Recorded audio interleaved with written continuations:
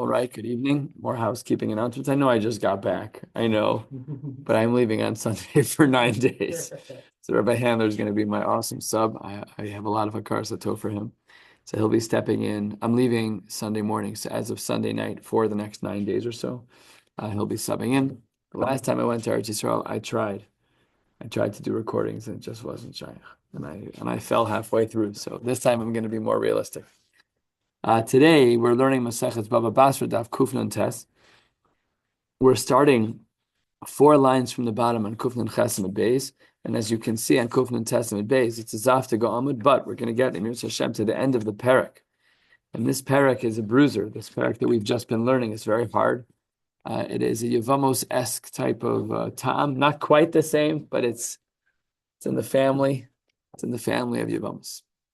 And today we're going to learn a difficult piece of Gemara, which really, like many, requires days to unpack, which we don't have. So I'll really try my hardest to be as clear as possible. Shalchu mitam. A message came from over there. The Babylonians got some Torah from Eretz Yisrael. But now what we're about to learn is a very cryptic piece of Torah. And we're going to see that there are 6 versions of what this could have been. We don't know exactly what happened here. We'll know at the end that version 2 was the real deal. But what was version 1 of this difficult piece of Gemara? Ben, there's a son. Shelava, he borrowed something. And what did he use as collateral? We're 4 lines from the bottom on Kufnan Ches Amud Beis. So Ben Shelava, a son borrowed something, but he did so against B'nichse Aviv, B'chaye Aviv. He borrowed something against his father's properties while his father was still alive, knowing that he was going to be the Yoresh, Umes, and then the father died. So look at this odd conclusion. Bino, this guy's son, the son, Motzi miyad halakuchos. He can take the properties from the buyers. What buyers? Who was talking about buyers? So the Gemara asks 2 kashas on this, but first, the Gemara says it's mic drop line. V'zuhi shekasha b'dinei mamanis. It may be true, but this is a very difficult halacha. And the Gemara now articulates 2 questions as to why this can't be the case. First of all, love, my mapik. If you're the borrower, you're not the one who goes to collect. The lender is the one who goes to collect when the love doesn't pay up. So they're just something's wrong here. The language here, the syntax is wrong. You're talking about the love borrow, the love going. No, the love was the problem. The love doesn't go to collect properties. That's problem number 1. The lekuchos mayavidate. Who was talking about buyers? We said the guy borrowed something using the property of his father, who apparently was about to die, as collateral. Ella, this can't be the difficult piece of Torah that was shalchu mitam. Ella itmar, if there was such a statement that came out of Eretz Yisrael, hachi itmar, turning to the top of Kufnan Tes, Amud Aleph at the top of the page. Let's try version number 2. And I'm just going to cheat a little bit and tell you, version number 2 is going to be the real deal. It's going to be the one that we conclude with. Ben shemachar b'nichse aviv. Now we have mechira. Right? Before we had a borrowing. So ben shemachar b'nichse aviv b'chaye aviv. So you have a son, and he sold against his father's properties while his father was alive. Umes, and who died? Not the father. The son predeceased his father. So then, Bino, the son of the son, the grandson of the living man, motzi miyad lekuchos. V'zuhi shekasha b'dinei mamanis. Let's get the case clear. You have Ruvain, you have Shimon, and you have Levi. Grandfather, father, grandson. So the middle guy, Shimon, the son of the grandfather, 2nd generation, he was machar. He sold something against his father's properties while his father was alive, and then the son predeceased his father. So Reuven, Shimon, and Levi. Shimon is now dead. But no, the youngest one, Levi, is motzi miyad halakuchos. He is allowed to extract properties from the buyers. His father, Shimon, had sold properties against the grandfather, Reuven's nechasim. Shimon died, and that mechira wasn't allowed, as we'll soon see. And therefore, the grandson, Levi, is allowed to collect from the kuchos. And this is one of the difficult halachos. Says the Gemara 3 lines down, V'leimru le avuch mazbin v'at mapik. I don't understand. Levi, your father Shimon, sorry, he died. Your father Shimon, he sold something. It's a sale. It's a sale like any other sale. Why are you in the next generation allowed to be mapik min lekuchos? So says the Gemara, that's why this is a difficult halacha, because we have this odd scenario where Levi, the grandson, is collecting from his father Shimon's sales. Why are you allowed to do that? A sale is a sale and it's final. It's no backsies. Kasha. And that must be the halacha that was shalchu mitam that we got from Eretz Yisrael. So the Gemara says, that's not a difficult question. I can answer that. Umay kusha. Dilma Matzi Omar. Perhaps the argument of Levi, the grandson, could be Mikoach Avua de Abba Ka'asina. I'm going from the power of Avua de Abba Ka'asina, of my father's father, of Reuven, my Zaydi. I'm allowed to do this. And what is not being said here is that my father said, Levi said, my father Shimon had no permission to sell that property the way that he did. It wasn't his yet, because he sold against his father's property while his father was still alive. Yerusha hasn't kicked in yet. You can't do that.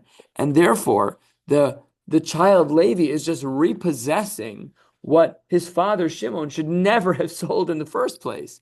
So that can't be the difficult halacha where the statement on the bottom of Kufnin Chesed Beis is V'zu shekasha b'dinei mamanis. It's not a difficult halacha. I know exactly why Levi repossessed, because Shimon shouldn't have sold. Ella, that can't be the difficult case. And Teda, the Gemara says, I'm going to bring you a raya as to how I know that a grandson is allowed to repossess when his father makes an error. Dichsiv, and of course we would never have read the pasuk like this, but Tachas Avosecha Yehu Banecha, in place of the man's father, generation number 1, Yehu Banecha is the man's son, generation number 3. Tishisemu L'sar Mechol Ha'aretz should be planted as officers throughout the land. So what do we see? That sometimes a grandson can repossess on behalf of his grandfather. It's not pashtus in the pasuk for sure. It's not pashtus at all in the pasuk. Actually, doesn't seem to resonate at all with what we're talking about. But that's not my job tonight to explain that pasuk to you. I'm just telling you what the Gemara says. But now we're stuck because we're still trying to find this line from Eretz Yisrael, this halacha, that falls into the category of Vizuhi Shekasha B'dinei Mamanis. But case 1 failed that test, and case 2 failed that test. So now we're up to third possibility. What was this halacha that we learned from Eretz Yisrael? So we are 7 lines down on Kufnan Tesmad Aleph. El ikasha hakasha. What is the case that we're dealing with that's very difficult? Says the Gemara, Ben Bechor. So we have Shimon, who is a Bechor to Reuven. Reuven's firstborn child is Shimon. Shimon is a Bechor, and the Ben Bechor is Levi. Ben Bechor. So that means that no other way. Sorry, what's the case here? Okay, Reuven is the father, and his firstborn son is Shimon, and Shimon is a Bechor, yes. And Levi, the Ben Bechor, was Shemachar Chelek Bechora B'chaye Aviv. He sold a part of his father's Bechora during his father's life, and then the child predeceased, Umeis B'chaye Aviv, he died in his father's lifetime. But know that man's child, the one who's still alive, is Motzi Miyada Lekuchos. V'zuhi Shekasha B'dinei Mamanis. Why? Avu Amazbin and Ihu Mapik. The Gemara says it must be that this is a difficult case. The father made a sale of his chelek of the Bechora, and the son is the one who can go. It's his chelek in the Bechora. Why? Let Shimon do whatever he wants. What does that have to do with anything? So says the Gemara, V'chi tema hachanami omar mikoach avua de'aba ka'asina. And if you want to say, like we said earlier, that the child is just doing something that his father should not have done, he's just repossessing. Imikoach avua de'aba ka'asya. If the grandson was repossessing on behalf of the grandfather, well, this case has a quirk in it that's really different. B'chelek bechora ma'avidete. What is the grandson doing with a portion of the bechora? It's Bichlal not shaykh to him. His father was the Bechor. And his father sold that off. You want to tell me he's repossessing because the child didn't have a right to sell? Maybe. But here it's about a piece of property that's not shaykh to the grandson Levi. It's also not shaykh anymore to the grandfather because the son Shimon sold it off. Why does it matter if he's a ben bechor? Just any like, why wouldn't it work with another child who just gets a smaller portion? The problem with this case is that it's obvious. It's a bechor issue. Why is it a bechor issue? Because I could understand in the previous case that a grandson can repossess on behalf of a grandfather. I could understand that when the son had no right to sell. Mm-hmm. But here, the only right that the father had was to the bechor. So he sold something, but he did it b'chaye aviv, so he shouldn't have sold it. But the grandson is going back and saying, "I'll get this back for you, Zaidi." Then any heir. Who? Of any portion. The middle. Shimon. Shimon, thank you. Shimon. He doesn't have a right in this case because his father's still alive. Right. Right. Bechor, not bechor. It's the same. So the Gemara is giving a certain credence to Shimon that even though it's not yet his, it's earmarked. It has his name on it, a little shtickle. Even though what he did, it's very interesting. Even though what he did was usser. I was just saying, was not allowed. I don't know if there was an isser, but so right. But let's say it this way that Levi has no shaykhs to that at all. Right. Why? Like it wasn't confusing enough. They throw in the core. That's really what because we're trying to find uniquely, and this is so backwards. We're trying to find a halacha that's so hard to understand, because that's what the Shalchum Mitam says. Right. That was the language v'zui shekasha b'dinei mamanis. So we need a case that's kasha b'dinei mamanis. So that's what the Gemara is saying, is that maybe we thought this was a difficult din because of who mazbin imam. No, this case makes no sense at all. It's not even difficult. The kid has no shaykhs to the whole world of bechor. You're right, we could have iterated the case differently. But the Gemara is saying that's what we learned from Eretz Yisrael. That was the Shalchum Mitam. The case was Reuven, Shimon, Levi. And Shimon was the bechor, and he sold off his bechor while his father was still alive. We don't allow the kid to make any changes there, to repossess. Says the Gemara, my kusha.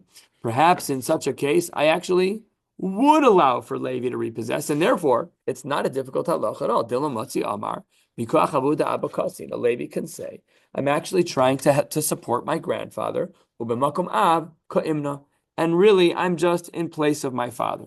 My father wasn't allowed to sell his bechora since his father was still alive. So the son is therefore allowed to recollect. In our Havamina, he wasn't allowed to collect. Now we say, why not? This is really your question in a way, David. Like, well, what's shaykhs to the guy if the father's still alive? It's not the bechora yet. Like, it's not. There's no Yerusha. So it says the Gemara. So the Havamina was that the money was earmarked to Shimon, and the conclusion is no, it's not. It's not your money until the father dies. Yeah. Well, if he has a right to it, the father could. Right. So that's the repossessing that we're now allowing. And therefore, this case, version number 3, with the Bechora edition, can't be the case that is kasha b'dinei mamanis. It's just, we're so not used to this, of identifying a case that we don't understand. That's what we're targeting, is to identify a case that we can't comprehend. Right? It's very, very difficult. And that's why, and especially in Gemaras like this, like in the very beginning, you have to get everything so clear about what you're targeting. We're targeting a case that we can't fathom, that we can't explain. Ella, says the Gemara, a third of the way down on Kufna and Testament Aleph, Ella ikasha ha-kasha. Really, says the Gemara, what we're discussing is the following case. We're going to take out the word bishtar in this case, according to most of the Defusim Yishanim. I know a piece of information, and I knew about it ad shelo nase gazlan. I'd never stolen anything in my life. A day later, after I had written this whole document, signed Hillel Pinchas ben Shmuel Mordechai Eid, I signed it, and then Vinasa Gazlan. When I signed it, I was a Grois Tzaddik. But now I'm a Grois Russia because I stole something. So says the Gemara. Who Eino made? I, the signatory on the bottom, the Gazlan, I'm not allowed to be made Al Ksav Yado. I'm a Russia. I have no Eidus at all, right? Aval Achera Me'idim. But my father's a bad example, but other people might recognize my handwriting and say, okay, that's Phil's handwriting. He's the aide. Oh, so we therefore know the aidus that he gave from before he was a Russia is good to go. We know that that's okay. And says the Gemara, Hashto ihu lo mehemet. If Phil's not believed because he's such a Rasha, achrini mehemne. Other people, the non-Phils of the world, guy, other people in the room, they might recognize my handwriting. So says the Gemara, that's our kasha. V'zu ishakash b'dinei mamanis. Is that when he signed it, he wasn't a Gazlan. When it was time to verify, he was a Gazlan. We don't trust the man himself, the signatory, to say anything. He's a Rasha Marusha, he's a Gazlan. But we trust other people to verify. V'zu ishakasha. Why is it kasha? Because the guy's a Rasha. He wasn't a Rasha when he signed, but he's down. He's done now. Very interesting Shiloh, no? It seems mutter. You're saying that I understand why Achrini could. Yeah, okay. I felt quite similarly. And the Gemara doesn't. He's now a Rasha. He's now a Rasha.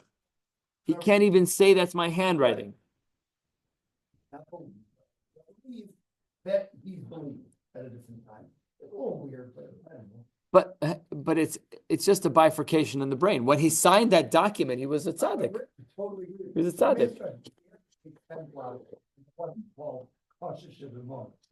Would you have had a problem? I don't think so. You get stuck on? I don't think so. Now the Gemara rejects this, but for an altogether different reason. The Gemara doesn't agree with our feelings. The Gemara, which very interesting, that requires Rishonim, which I didn't look into. But the Gemara doesn't agree with us, David, because the Gemara says, "My kusha."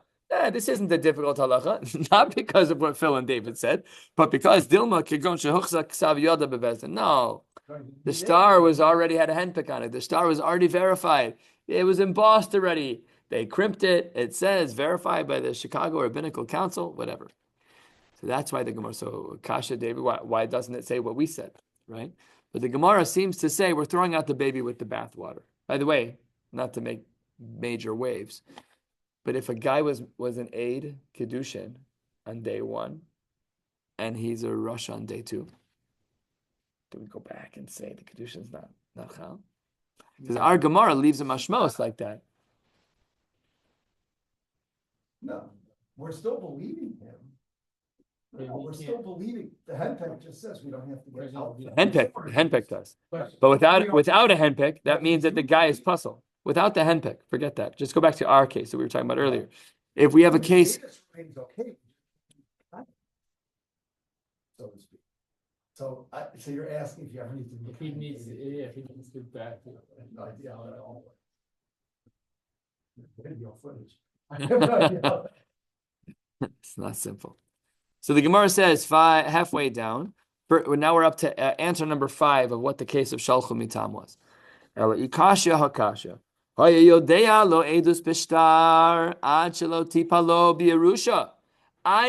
edus that yes, there's a yoresh, there's a miyaresh, and I gave edus. Signed Hillel Pinchas ben Shmuel Mordechai. And then it turned out I was the lucky recipient. Everybody who was next of kin between the miyaresh and the yoresh died. And then achalo tipa lo biyerusha. I'm now the recipient. Voila. It didn't say my name on it. It said, so-and-so is going to, Aunt Betsy, who is no longer, left a document that said, here's my order of next of kin, and I wasn't even on the list. I was the 20th person. And then Taka turned out the 20th person was the one who was the Yoresh. It was me. But who signed that document? Me. So says the Gemara, it doesn't work. I'm not allowed to say, yes, that's my signature because I'm no Geva Davar. If I verified that that's my signature, I'm the beneficiary. I'm the one I became the Yoresh because all the next of kin between the Miyaresh and the Yoresh died. And this must be, says the Gemara, is Vizuhi Shekasha B'dinei Mamanis. Again, we would probably ask a similar question, which is, who cares? The signature was done l'shem shamayim at a time when I wasn't the beneficiary, but we don't care. The verification process of me saying this is my signature is a failure. That doesn't work because I'm no gevadavar. You my kusha. Why is this a difficult question? Here too, I could say the same thing. The handpick is there, and they don't really need me. They don't really need me. That's why Acherim are trusted. I can't say anything because I'm no Gavadavar. But you can say something as long as you're not my family member. So that's rejection of case number 5. Let's try case number 6, and then we're going to circle back to case number 2, which was the top line here. Ikashia, Hakashia, 2/3 of the way down. Hayodelu be'edus, achelo naseh chosano, v'naseh chosano. I gave edus about a guy. I hope it was good because he became my son-in-law. Before he was my son-in-law, I gave edus. Now that he's my son-in-law, we have a problem because I was the chosem on the star. Who eno made al ksav yado? I'm not allowed to say I'm no gevadavar. That's my son. He's the beneficiary. Whatever the benefit is, it's no gevadavar because he's my son-in-law. But other people, all of you in the room, you can be made. So says the Gemara, who lo mehemen acharini mehemne. Wait a second. I'm not believed to say that that's my son-in-law. That's my signature. I'm not allowed to say that when the document is about my son-in-law, but other people are. So this, perhaps the Gemara is recommending is vizuhi kasha b'dinei mominus. Says the Gemara, perhaps like the previous 2 versions of the Gemara, that there was a henpick, it was already embossed, and we know that there's nothing wrong with the document. That can't be in this case. Because when it comes to the chosana, when it comes to the chasen, to the son-in-law, Amar of Yosef bar Menyumi, Amar of Nachman, Afal pi shelo huchsa kvar ksav yada bebezdin. He says that in our case, that we believe the acherim, but not the guy himself, even when there's no henpick. So we can't say that answer. What does that teach us? This is our case of Zuhi Kasha b'dinei mominus. The case of the chasen is different. Unlike the previous 2 cases where we could argue that the document was already verified by Bezdin with a henpick, that's not true here. Because Rav Yosef says that the case of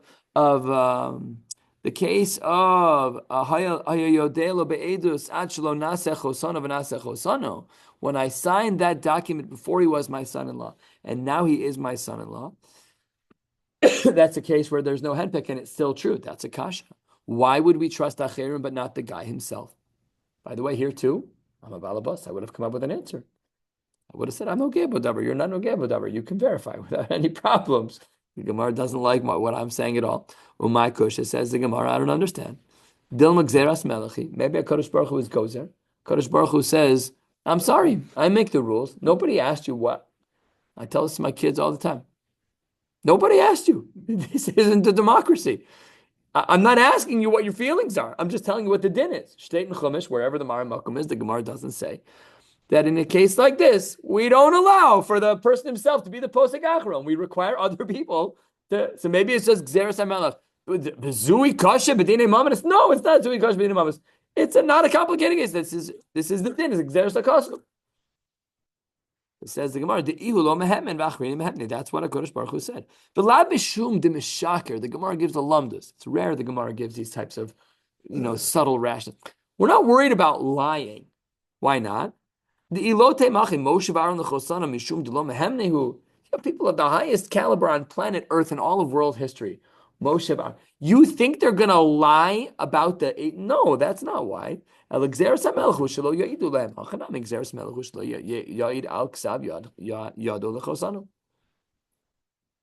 Gemara says, what? Oh, this was no. This was just an example of holy people who don't lie. Yeah, it wasn't meant to be specific to their world. Yeah. Moshe Rabbeinu had 2 kids. As far as we know. I mean, we know Adam Arishon had others from Chazal, but not from. We know people got married in the times of Adam Arishon without learning about their creation, right? Cain and Hevel had children. Echatesi, Shais, whatever. Okay, so this is rejection of version number 6 of what this difficult din should be.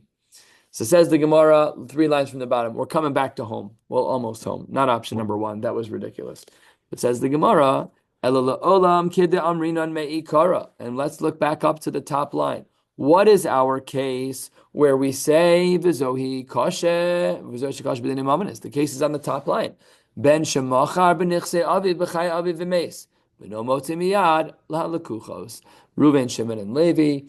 And Shimon inappropriately sold properties using his father's Yerusha as a lien, but his father was still alive. And then everything went south.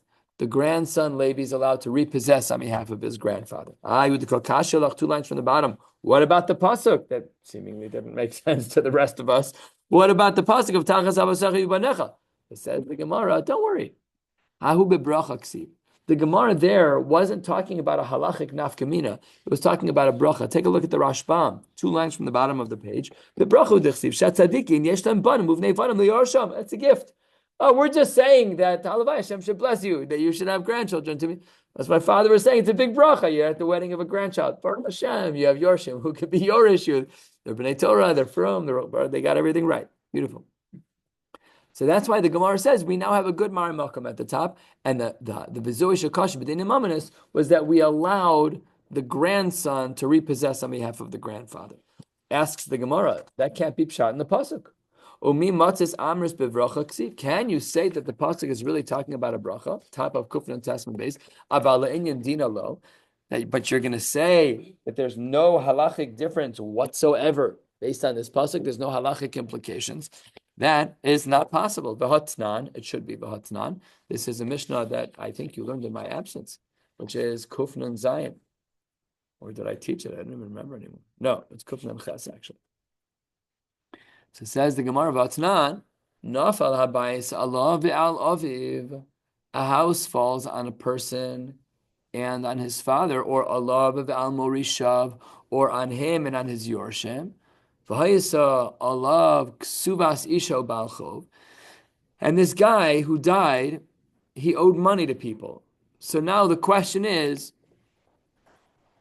who gets the person's money? And in order to answer that, we need to know who died first when the house fell. Yorshei ha'av omrim, the people who want to get money out of the av, they say, haben meis rishon v'achar kach meis ha'av. Because if the father was the last man standing, then they can collect from him. Ubal Chov omer ha'av meis rishon ve'achar kach meis haben. The Baal Chov says, I'm allowed to collect from the son because the father gives to the son then gives to, right? Because if the father's still alive, he has to give to his wife, the ksuba. So this guy would prefer, he doesn't know, but he's hedging. He wants to say that perhaps we should argue that the father died first, the son was the last man standing, and then the son died. And that means that the son's yorshim are able to take it, and the Balei Chov can collect. My lab, this is very subtle, pay attention. 6 lines down, Kufnan Tesman Beis. My lab that in this Mishnah, Yorshei Ha'av, that when the Mishnah says Yorshei Ha'av, that this group of people who want to be Yoresh the father, that they would argue that the Ben died first and then the father.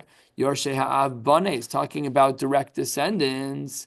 And Morishav, and when the pasuk says Morishav, what's it talking about? Achi, just the brothers. The Isal Kedaitach, if you want to say Lo Matzi Omar Mikoach Avua Da'aba Ka'asina. No, really, version number 2 that we learned on the previous page is wrong because the chiksiv tachas avosechi banech bevracha ksiv. If you want to say that the bracha, that it's only about a bracha, that the pasuk has no halachic implications, well, then who cares about the order of the death?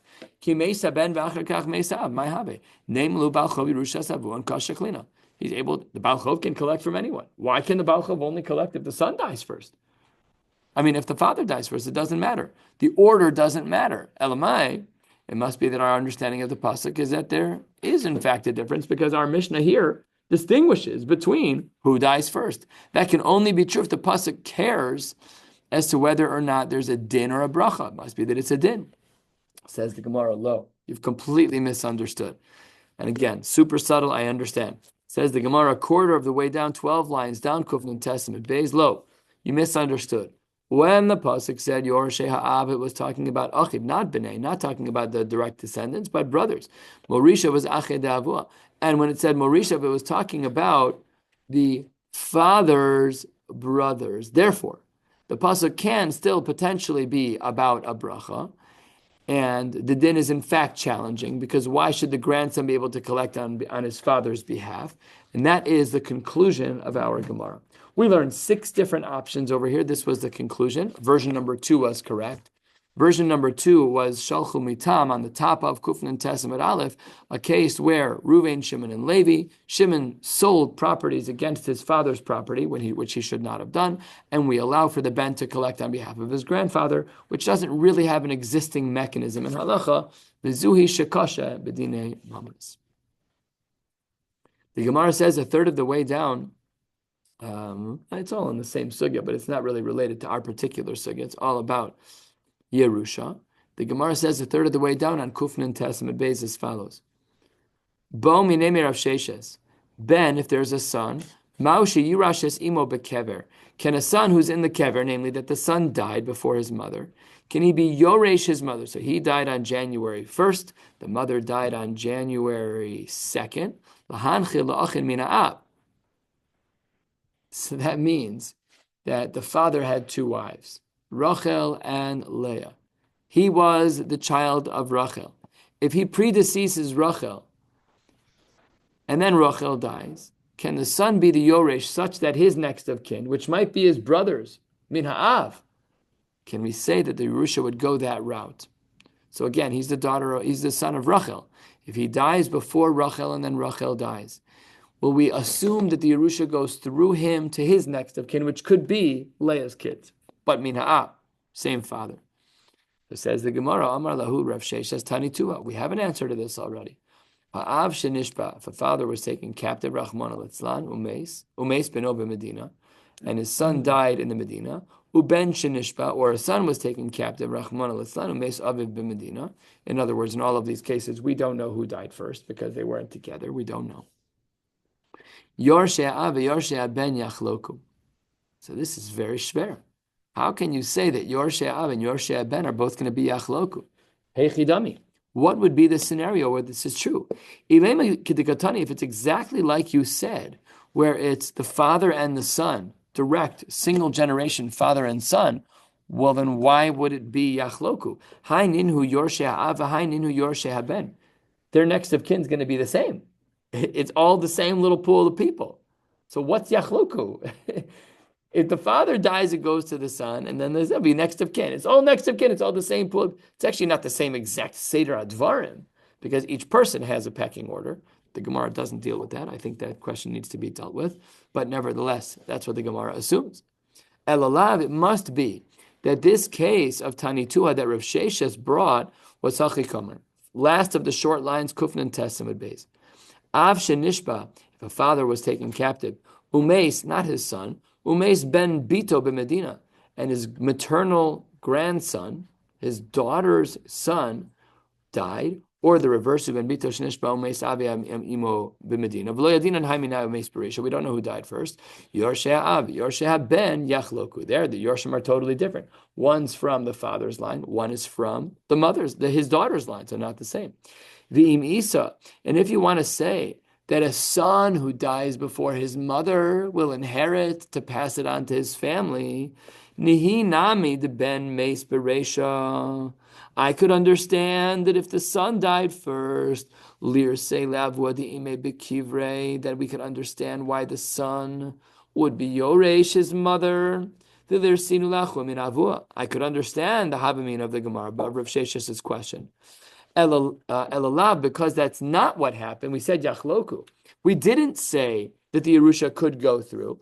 Had it been the case that we would allow a son who predeceases his mother to allow the Yerusha to course through him, we would have seen that in our Mishnah. Shma mina, ein ben yoresh es imo bekever lahanchil la'achin me'av.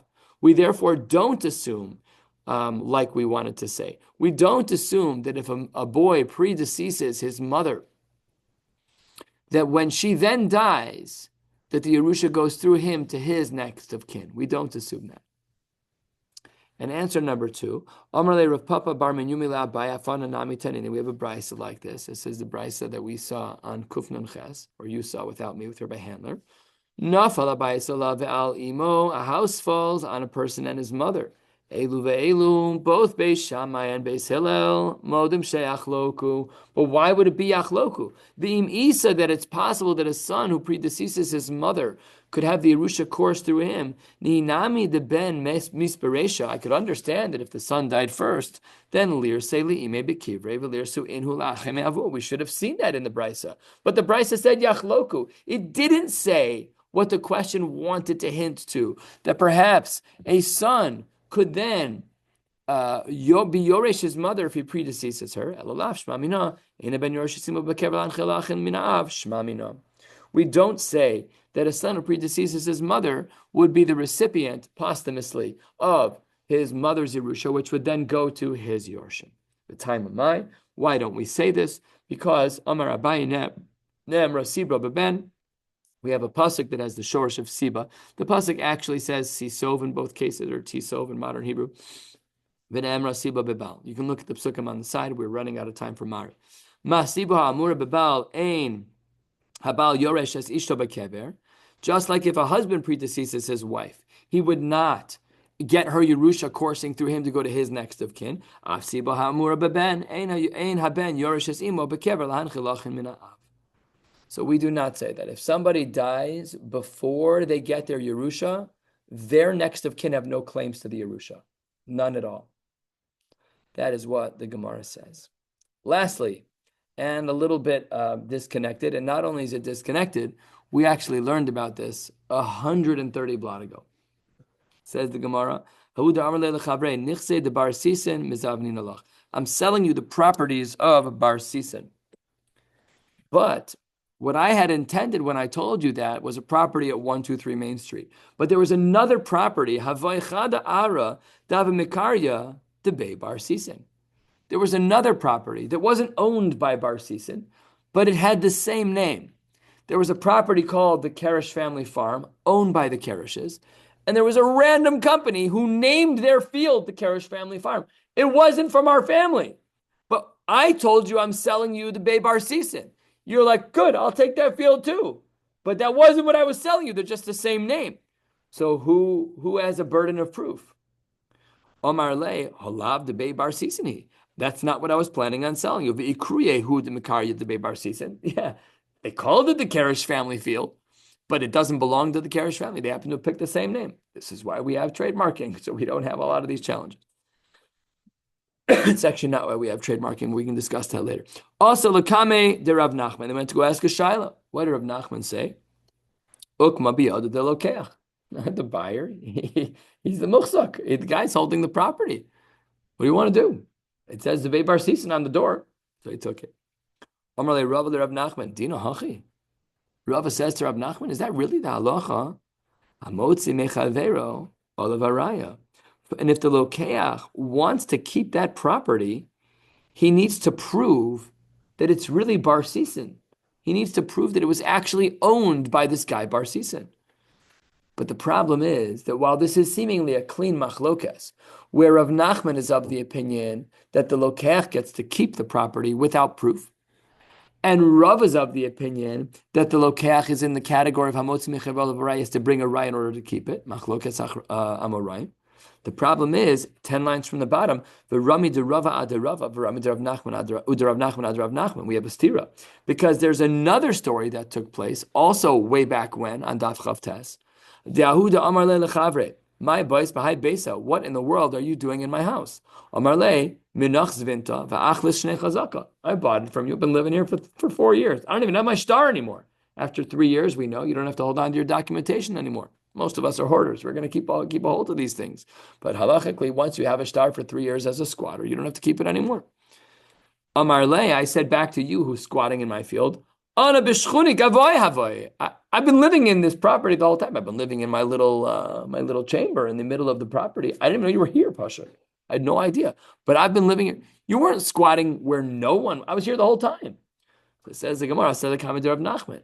Who did Rav Nachman side with? Amar le, zil barar achilaska. You, the squatter, have to verify yourself. That's very different than what Rav Nachman said before. Rav Nachman said before the lokeach gets it. Here, the lokeach doesn't get it. It's Tira and Rav Nachman. And Amar le, Rav Nachman, dino hachi. How can you say it? How can you say that? It should be the reverse. So these sheets are flipped. Kasha the Rava Nachman the Rav Nachman. The Gemara says, don't worry. The Rava lo kasha. Ha mocher koi b'nichsei, ha sam lo keach koi b'nichsei.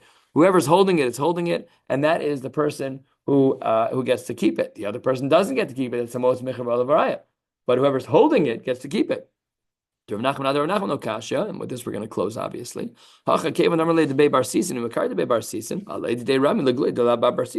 prove that it's not his. And in the other case where he said otherwise, it's no different than a document. The guy who's sitting in the property, the squatter who's been living there, go prove that you lived here. So that's why there's no steer between the Rava versions and the Rav Nachman versions. We're going to stop right here at the end of the page and the end of the parak. Baruch Hashem, we finished the 9th parak of Maseches Bava Basra, Hadron Alach Mishameis Yiraton. We should come back to this daf in 7.5 years. And with that, we will stop right here and pick up in Mirza Hashem tomorrow night. Wishing you all a beautiful night.